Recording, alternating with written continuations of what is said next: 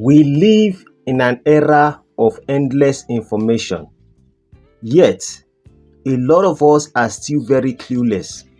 Let us explore the roots of youthful ignorance in Nigeria. You see, the country called Nigeria, it seems as if they gave us a name, and that name is having a negativity on us when they attach calling Nigeria giant of Africa. The idea calling us giant of Africa, I want to ask us, it seems those things gave us only confidence, but did you think such things also gave us intelligence? Most Nigerian youth would ignorantly say, yes, we are one of the most intelligent people on the surface of the earth. I kind of would agree with you to a particular level, but I will also ask you a question. As wise and as intelligent we are as Nigerian youth, please, how many things have we been able to produce or invent in our nation? Why is it that Nigerians are one of the highest population of people who are into fraudulent things? Thirdly, what are the industries that we have taken advantage of? Why is it that Nigerian youths, male, are most diabolic or participating in rituals that take the life of our ladies? When we look at all these things, now we ask ourselves, are we confident? Are we intelligent? Or are we confidently ignorant? Because when it comes to the idea of us deciding the protest we want to protest, protesting on bad government and the rest of it, how many youth actually understand the power of the government, the power of a president? And when I talk about the power, is to tell you what he could sign to take over certain amount of people in his country, and how the law enforcement listen to the president. I am not saying there is no possibility of the Nigerian youth seeking for revolution and the rest of it to be able to make a revolution, but at least we always know the result of every resolution or revolution, that it has always been chaotic. But let us ask ourselves, how are we strategic to make up plans that even if we make a decision as Nigerian youth to create revolution, we are not going to cause excessive destruction? Let's look into our past.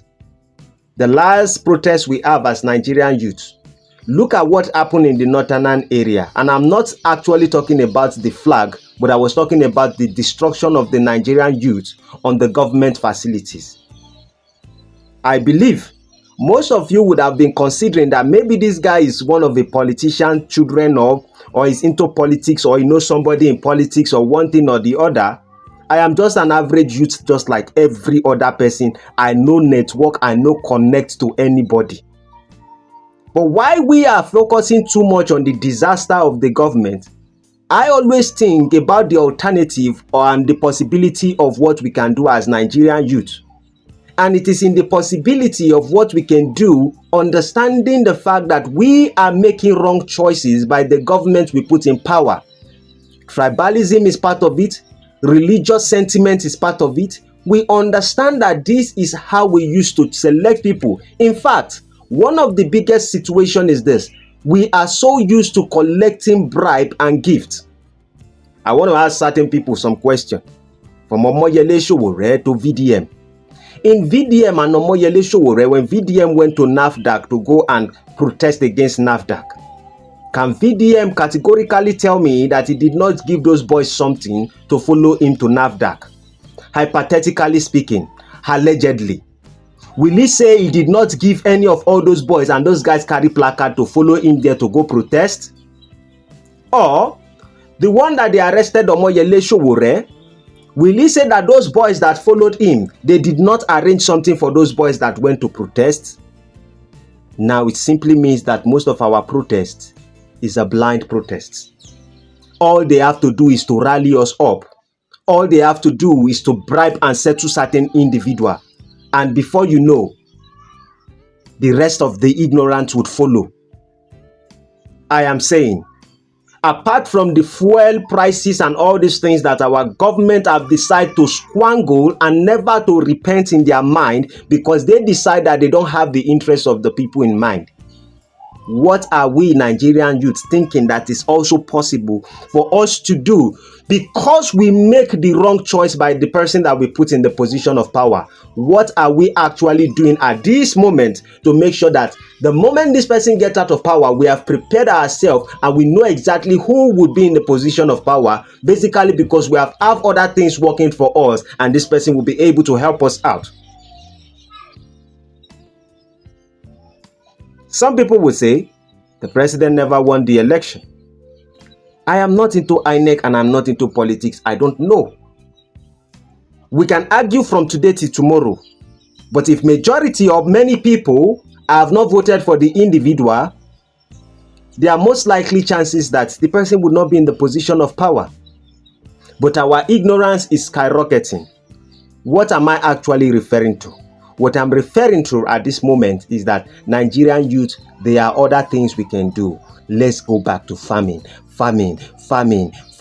Stop expecting the government to do everything. We have two things in our capacity at this moment: AI, technology, and we still have our agriculture. The land a lot of us have is our land, our father's land. So it simply means a lot of us can purchase certain farming land and the rest of it, and we can go back into agriculture and we can explore and do a lot. Nigerians, we have underestimated agriculture, which has been the basic foundation of the success of Nigeria once upon a time. And everybody are focusing on AI and technology, and now we have even forgotten technology. Everybody is focusing on protest.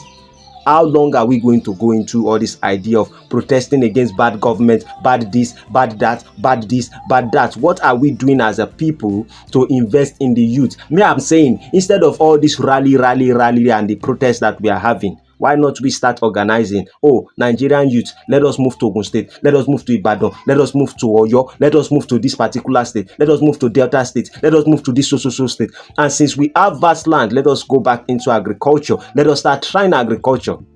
In fact, a lot of us will be chasing after the president rather than us to be asking ourselves, shouldn't we be chasing after the local government chairman that we choose?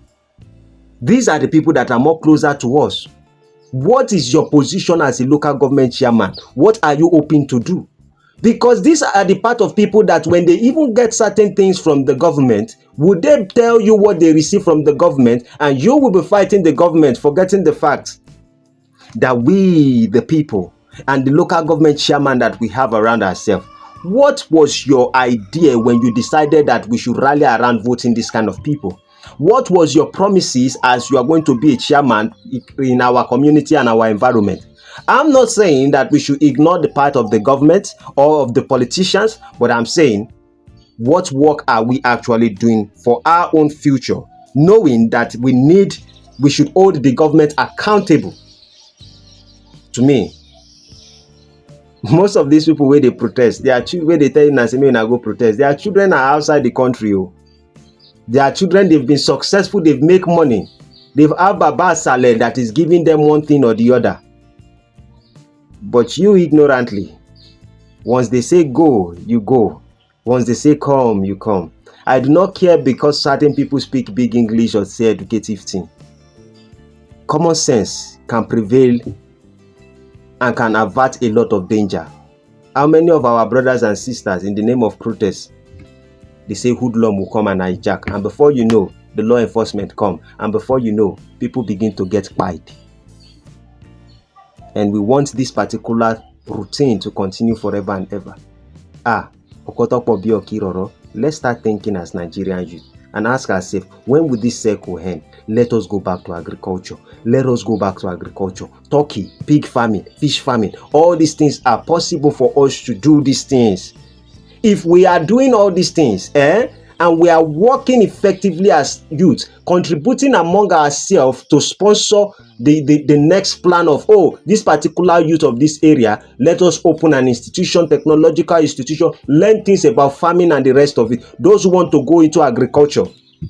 For those of us who are content creator, call certain individuals and say, okay, let us have a seminar and start teaching people how to do content. Those people who are making decisions to tell us to go and protest, why not carry some money and give it to us? Let us give some people phones and say, you that want to go into content creation, okay, start going, making your money from the US. You know they disturb, not only that you they buy, and before you know, you are making more money.